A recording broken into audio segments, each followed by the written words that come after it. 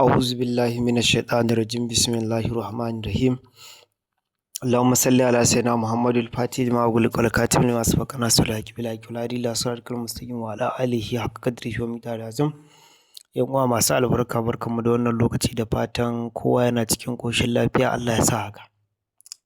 Alhamdulillah Allah ya nufa a wannan channel namu mai albarka mun kawo sirri mai girma sosai na tasarrufi wanda ake yin shi da ainihin wato turaren hayatul jinni da kuma jinin hawainiya da kuma jan zakara, sannan kuma da tukunyar ƙasa. Insha Allahul Karim, kamar yadda kuke ga wannan takarda na yi bayani a rubuce, insha Allah abin da za ka nema kenan. Wannan sirri kuma alal haƙiƙa sadidan ne, mujarrabun ne, la shakka fihi. Abin da kake buƙata shine za ka samo tukunyar ƙasa. In ka samo tukunyar ƙasa sai ka samo faifai, sai ka shiga ɗaki mai duhu wanda babu kowa a ciki, mai duhu sosai wanda kai kanka baka kallo a cikin sosai, kuma ka tabbatar da cewa wannan ɗakin babu wani ɗan adam da zai shigo, babu wani ɗan adam da zai zo ya sallama har ka kammala aikinka baki ɗaya.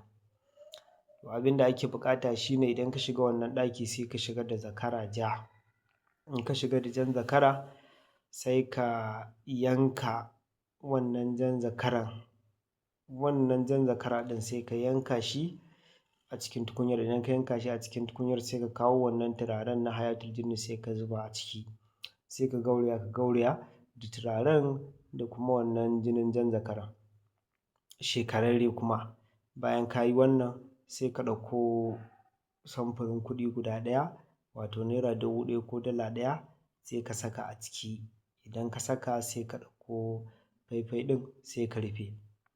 To bayan ka rufe, alhamdulillahi ka gama haɗa kayan aikinka, sai ka zo ka zauna sai ka ja wannan wurdin ya damsha'ilu ya damsha'ilu ya damsha'ilu ƙafa 1000, ya damsha'ilu ya damsha'ilu ƙafa 1000. Ranar Lahadi ake aikin.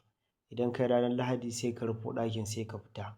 Ranar Litinin sai ka dawo ka sake yi. Ranar Talata ka yi, ranar Laraba ka yi, Alhamis ka yi, Juma'a ka yi. Haka za ka yi har zuwa sati ɗaya. Da zarar ka kammala ranar sati, idan ka kammala shi to za ka zo ka buɗe cikin tukunyar. Bayan ka kammala a ranar sai ka fita, sai ka dawo. Idan ka dawo kana buɗe tukunyar za ka ga kuɗi a ciki sosai.